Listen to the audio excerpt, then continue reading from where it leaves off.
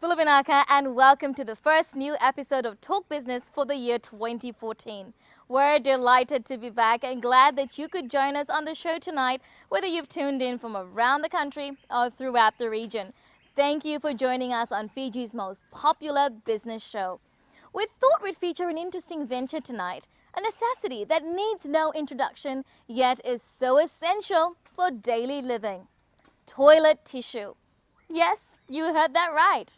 Talk Business takes a look at just how this essential paper is produced and manufactured into little white rolls, which tops every family's shopping list each week. Also tonight, we catch up with a man who has a plan. A 5-year plan, that is, to turn around a national airline and take it to greater heights. Don't go anywhere, that's all coming up in the next half hour.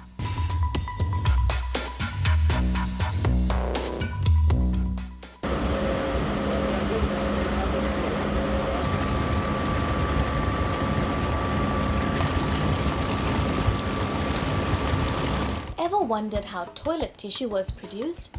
How we get such fine paper into rolls? Well, I'm sure it's not something that crosses the mind every so often, but Talk Business will tonight show you the elaborate process of churning out toilet tissues.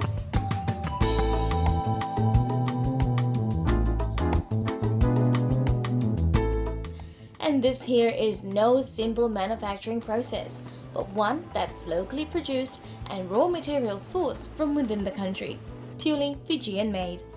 With an investment of $5 million, today the South Pacific Waste Recyclers Company produces around 2 tons of toilet tissues every day, turning trash into cash. Currently, we are collecting all the paper within the Nosori Suva corridor.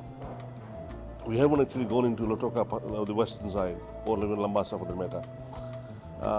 There's so much of paper itself in the Suva capital that the plant that we currently have has more than enough of paper to process on a daily basis. I would say that as soon as the factory was up and running, we had a lot of assistance from the printers, from the government departments, from the universities, who decided to immediately pass all the treasures to our factory. There's no denying that Charanjit Singh is a successful businessman who has mastered the ABCs of entrepreneurship. He's a household name in Lambasa and owns some of the most thriving businesses in the friendly north. From real estate to hospitality to vehicle rentals and now a recycling plant. But even the recycling business is a different ball game for him, not to mention the unique challenges it can pose. So why did he gamble on recycled paper? Calculate the volume of paper that was coming out in the various printers and factories in Fiji. We thought it's going to be at least for that our raw material will get free. Although we pay cost to collect them, we pay cost to put bags and boxes in various offices. But the bottom line was that our raw material was coming free. Right, but of course we're paying for power, we're paying for all other costs. But as I said, business is all about gamble as well. If you don't take risk, you can't succeed. It's just simple as to say, if you don't buy a ticket, you can't win a lotto. So does the company ever run out of trash to recycle? Our factory processes about 2.5 tons of paper per day, which gives us almost 2 tons of good paper out of the machines. And this factory capacity is currently to its maximum, and all the products that are currently being made out of the factory is sold locally. We don't even have any surplus of stock that we could sell for the export market. The businessman says it's been an investment worth the money in every sense of the word.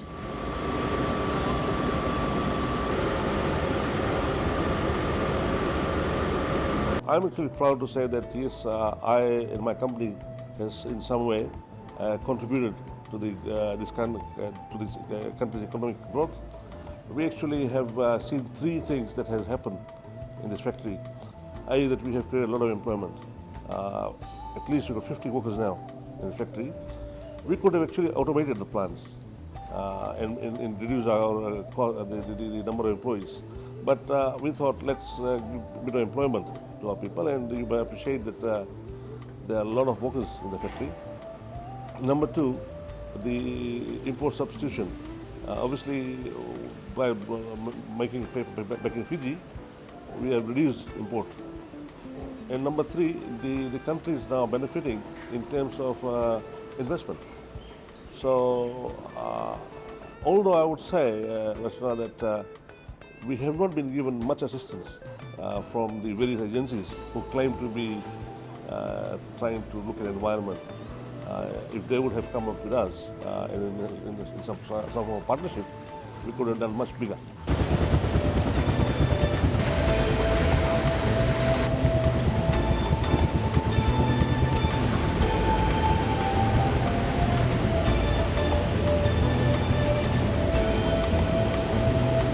With the local demand so high, the recycling plant actually operates 24 hours a day.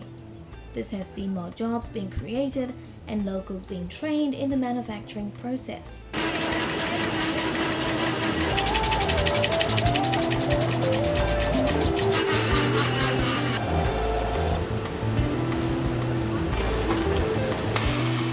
The idea now is to expand the current setup here and increase production from 2 to 10 tons a day.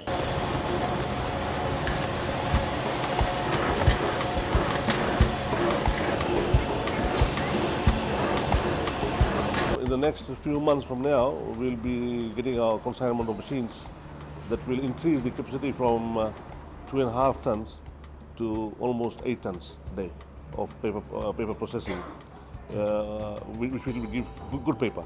So basically we'll be doing about 10 tons of paper a day, trash into about 8 tons of good paper.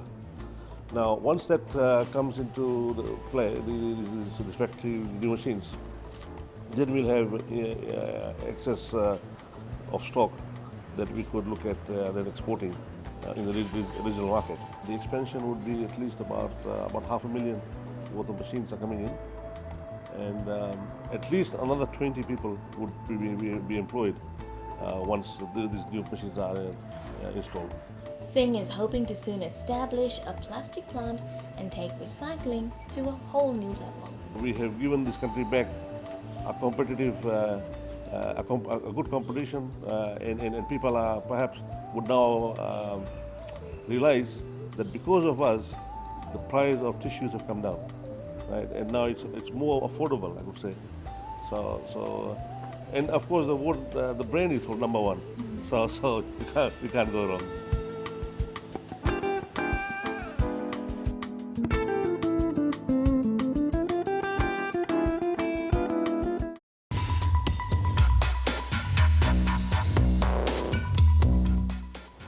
And now to the exciting part, to how toilet paper is actually produced.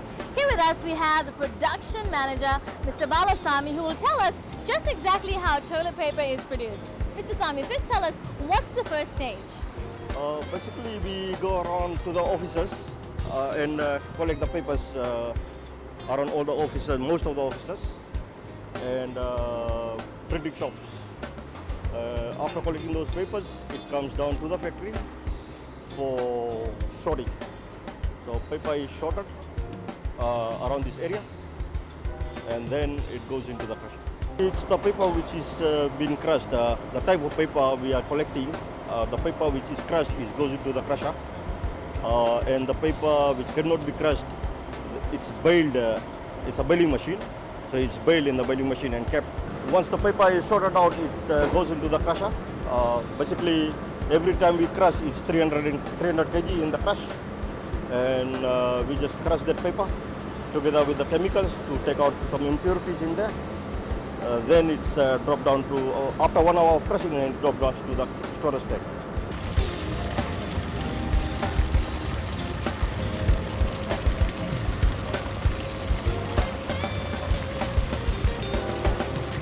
The paper which is crushed in the crusher, it goes through the vibrating screen. So if there's any leftover paper from which is not crushed, it comes through the vibrating screen and then it goes into the storage tank. So it's a vibrating screen. which just separates the fine pulp together with the unpressed paper.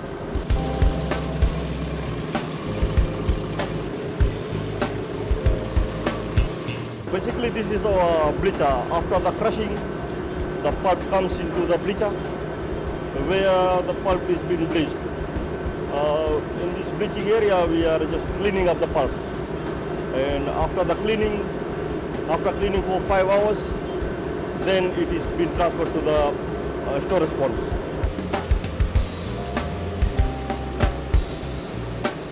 After the crushing is done, it goes into the bleacher. It cleans off the material in the bleaching pond, the pulp in the bleaching pond, then it is been transferred to the pond. And then from this pond, it comes into a ink separator where ink is being separated. Ink has been separated in this ink separator. Then it goes into our final paper production area, which is the dragon.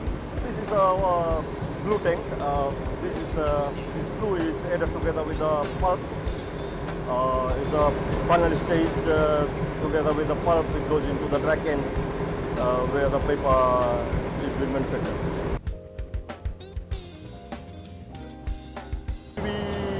We run it for only 1 hour 20 minutes, and after 1 hour 20 minutes, we remove it. It's close to about 100 kg per roll.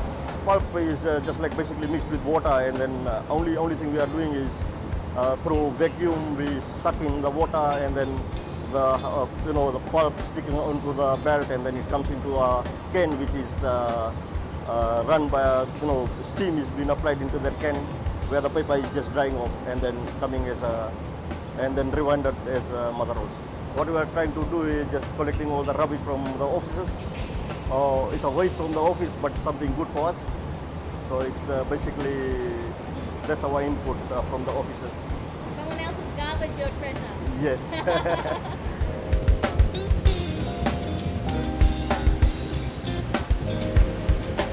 After the mother roll has been taken out from the dry can, it's been rewinded into small rolls.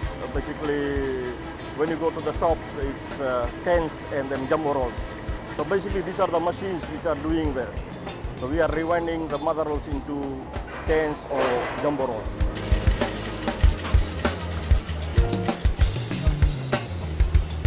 This is our cutting and packing area. The mother roll, from the mother roll, we rewind it to the normal tens and jumbo rolls. And then it's cut into this section to size according to the company specs. Then it's been packed by the trained staff over here. And from there, then it goes into the plastics or packing plastics. And then it's taken over here for delivery to the grocery distributors. Every step we are doing the quality control, basically starting from the sorting area right to where we are at the moment. So everywhere we are doing quality control on different stuff.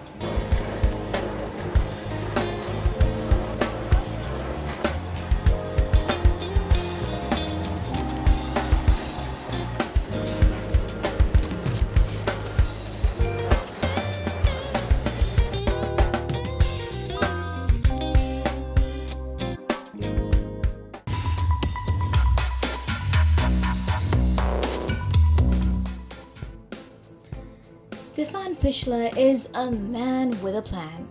On the job for 4 months now, and he's developed the national airline's first 5-year strategic plan.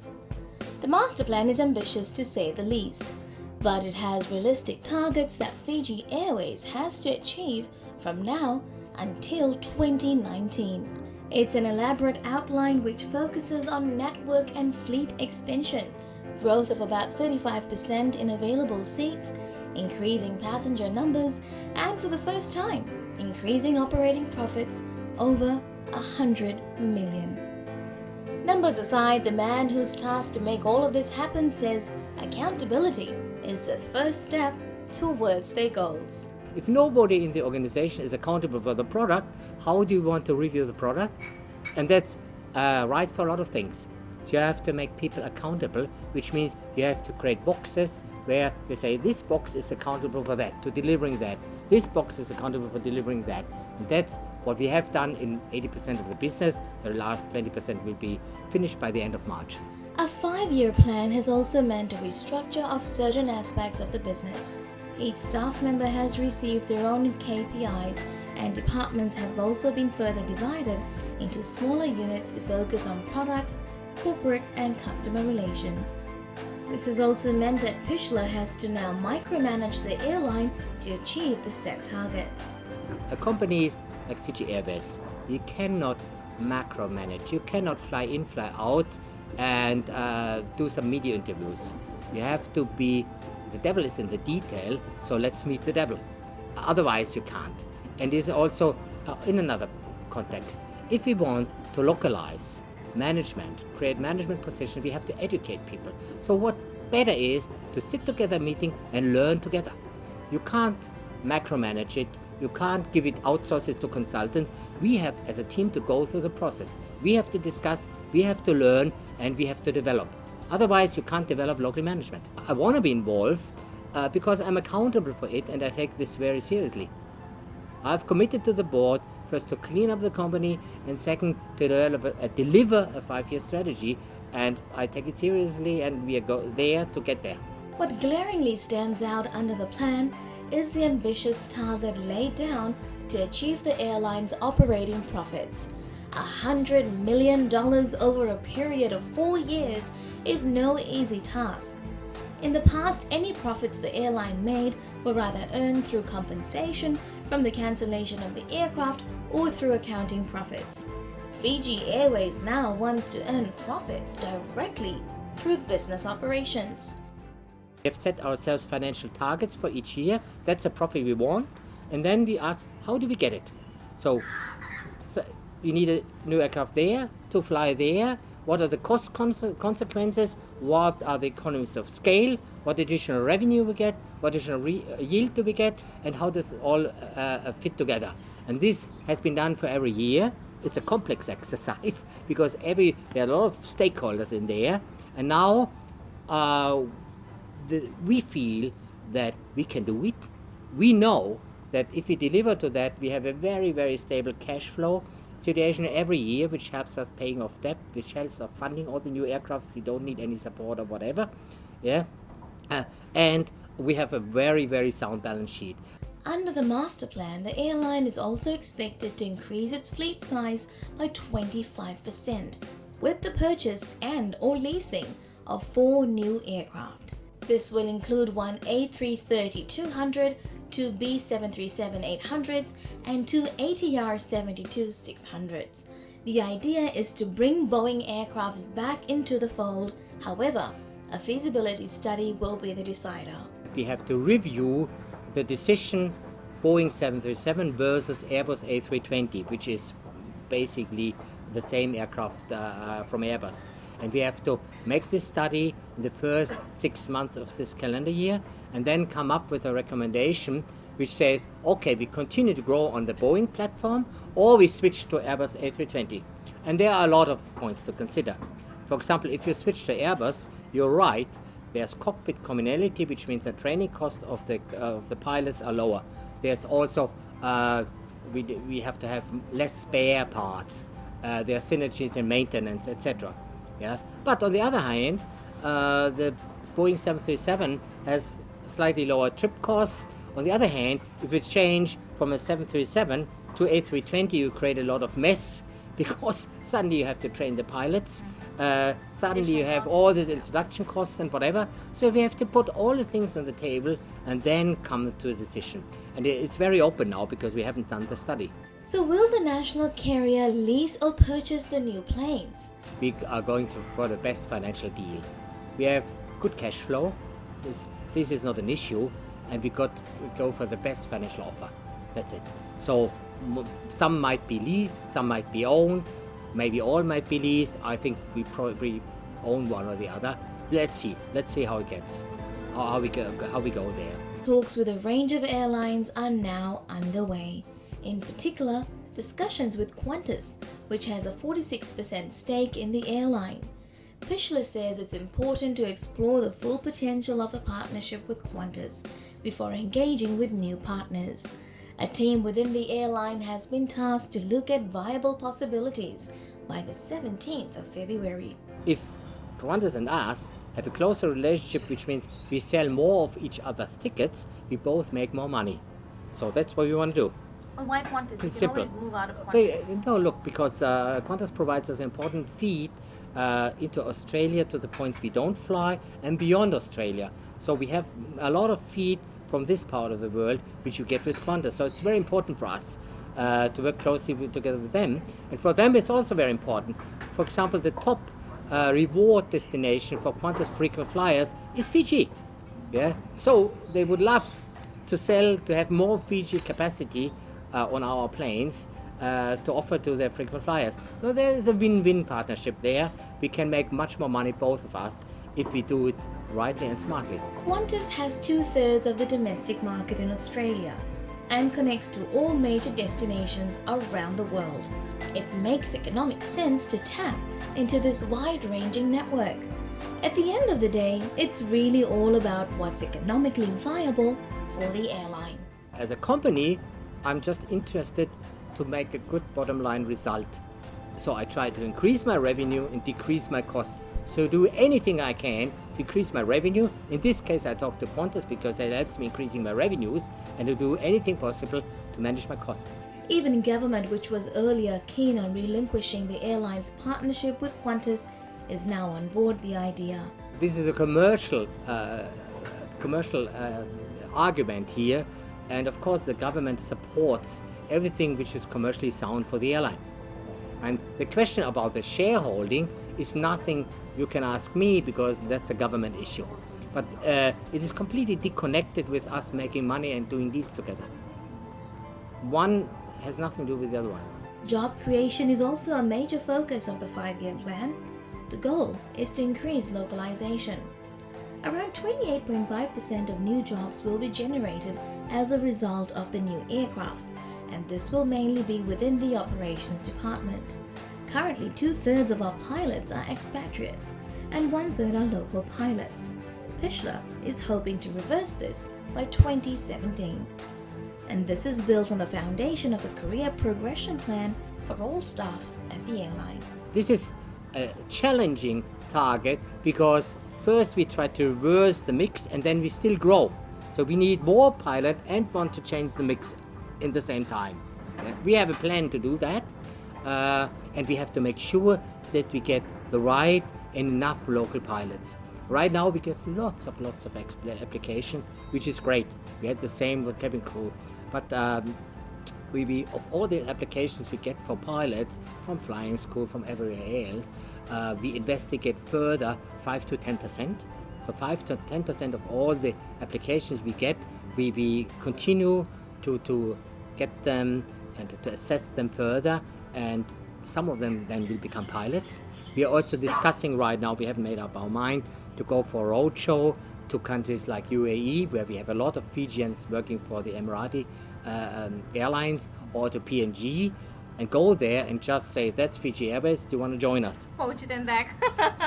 Welcome back home. And that's the show for this week. We'd love to hear from you, so send me an email, talkbusiness@fijitv.com.fj. You can also search for me on the net, www.youtube.com/talkbusiness, or also search for our page on Facebook titled Talk Business. And if you have a Twitter account, you could also follow me at Rachna Fiji TV. See you next week, same time at a different location, right here on Fiji One. Until then, have a productive week.